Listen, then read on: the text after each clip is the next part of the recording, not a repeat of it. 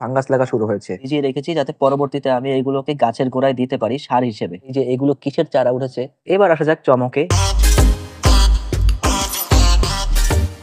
সকালের আলোটা কিন্তু বেশ লাগছে। বারান্দায় এসে দেখি খুব সুন্দর দেখা যাচ্ছে, একদম ঝকমকে আলো। আসসালামু আলাইকুম দোস্ত, কেমন আছো সবাই? আলহামদুলিল্লাহ আমি ভালো আছি, আশা করি তোমরাও সবাই ভালো আছো। আমি সোহান, তোমরা দেখছো সালতানাতে সোহানিয়া। আমার এই ছোট্ট রাজ্যে তোমাদের সবাইকে জানাচ্ছি স্বাগতম এবং আন্তরিক ভালোবাসা। গতকাল থেকেই একটু সর্দি লেগে খুব বাজে অবস্থা হয়ে গেছে। সেদিন বৃষ্টিতে ভিজেছি, গতকালকেও হালকা ভিজেছিলাম। তাই এখন সর্দি একটু গাঢ় হয়ে গেছে, কথা বলতে কষ্ট হচ্ছে, তবুও তোমাদের সাথে না দেখা করে পারলাম না। তো চলো বারান্দার আপডেট জানাই আজকে। প্রথমেই একটা স্যাড নিউজ দিয়ে দেই যে আমার যে অ্যালোভেরার মাদার প্ল্যান্টটা ছিল, সেটা তো আগের দিনই বলেছিলাম যে ওটা পচে যাচ্ছে। তো গতকাল রাতে যখন বাসায় ফিরি তখন দেখি যে ওটা আরো অনেকখানি পচে উঠে গিয়েছে উপরে। তো আমি জেরিনকে বললাম যে জেরিন, যদি এটা দিয়ে কোনো কিছু করতে চাস তাহলে এখনই উঠিয়ে সংরক্ষণ কর। তো তো তখনই ও এটাকে তুলে ফেলে এবং দেখা যায় এক টানে পুরোটা উঠে গেছে। তো সে সময় আমি বললাম যে গোড়ার দিকে যতখানি পচে গেছে সেগুলোকে কেটে ভালো জায়গাগুলো রেখে দে। তো ভালো জায়গাগুলো কেটে সেগুলোকে ফ্রিজিং করে রেখে দিয়েছে। আর গোড়ার দিকে পচা যে অংশগুলো আছে সেগুলো আমি ওকে বলেছিলাম ফেলে না দিয়ে সেগুলোকে এখানে ভিজিয়ে রাখ। এই যে পানিতে ভিজিয়ে রেখেছি যাতে পরবর্তীতে আমি এইগুলোকে গাছের গোড়ায় দিতে পারি সার হিসেবে। জবা গাছের এই ছোট্ট ডালগুলো যখন বড় হবে তখন দেখতে কিন্তু এটা খুব ঝোপালো লাগবে, তখন খুব সুন্দরও দেখা যাবে। এই দেখো নতুন নতুন পাতা আসছে, ডাল আসছে নতুন করে। এখানে তুলসী তলার মাঝখান দিয়ে আকাশ দেখা যাচ্ছে, কি সুন্দর দেখেছো রাস্তাটা। এই হচ্ছে পুরো রাস্তাটা দেখা যাচ্ছে এখান থেকে। আরো একটা জিনিস খেয়াল করলাম আজকে, যে দেখো গত কয়েকদিন বৃষ্টি পড়ে রোদ না ওঠে যে অবস্থা হয়েছিল, আমার অ্যালোভেরাটা যে কারণে মারা গেছে মাটি না শুকোতে পেরে। এখানে দেখো এই মাটিগুলো শুকোতে পারেনি, তাই দেখো ফাঙ্গাস লাগা শুরু হয়েছে। আজকে যেহেতু শুক্রবার আর আমার অফিস আজকেও আছে, তো আজকে তো পারবো না, হয়তো রাতে এসে বা কালকে সকালে এগুলোকে আমি ট্রিটমেন্ট করব। হয়তো হলুদ দিয়ে ট্রিটমেন্ট করবো বা যে কোনোভাবে হোক এগুলোকে সরিয়ে অন্য কিছু একটা করে যাতে ফাঙ্গাসটা না লাগতে পারে। ফাঙ্গাস লাগলে কিন্তু গাছের গোড়া পচে ওই যে আমার অ্যালোভেরার গাছের মতো অবস্থা হবে। তাই এগুলোকে তৎক্ষণাৎ এখনই এর একটা পদক্ষেপ নিতে হবে। সব জায়গার মাটি ভেজা ভেজা, পানি না দিলেও একই রকম অবস্থা।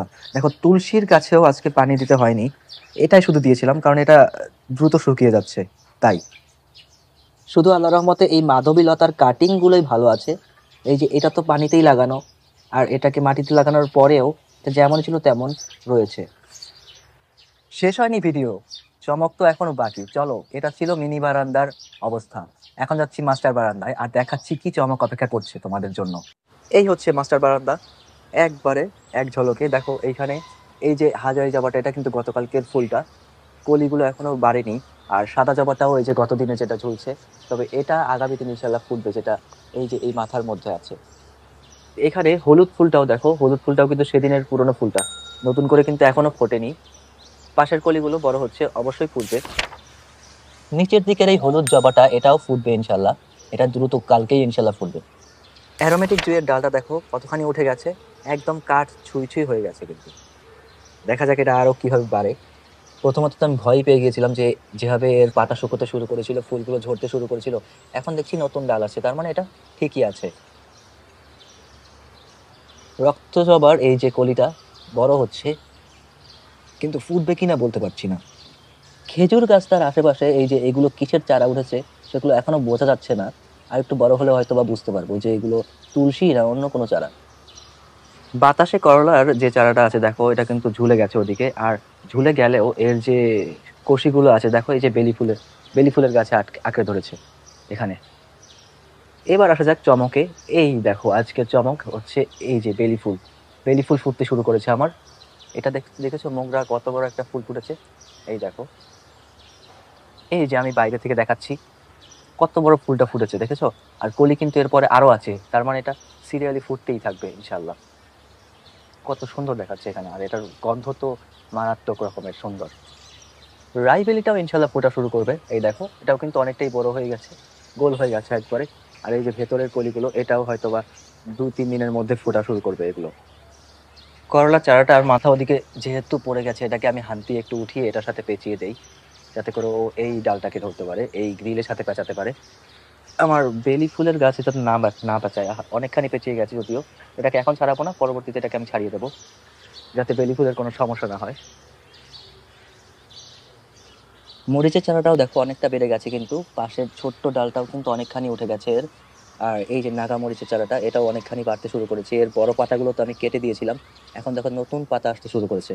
আর এই হচ্ছে আর একটা মরিচের চারা, এটাও বাড়তেছে। আর ওখান দিয়ে যে বেলি ফুলের যে চারাটা ছিল, যে দুটো পাতার যে ডালটা লাগানো ছিল, সেটা দিয়ে দেখো অনেকখানি বড় হয়ে গেছে কিন্তু। আর এই হচ্ছে কলমির শাক, দেখো কতখানি লম্বা হয়েছে। এগুলোকে কেটে দেওয়া যাবে, আগামীকাল ইনশাল্লাহ কেটে দেবো।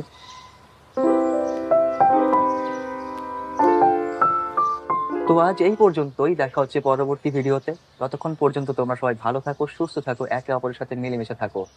সো অ্যাজ ইউজুয়াল, বিদায়, গুড বাই, আলবিদা, আল্লাহ হাফেজ, আসসালামু আলাইকুম।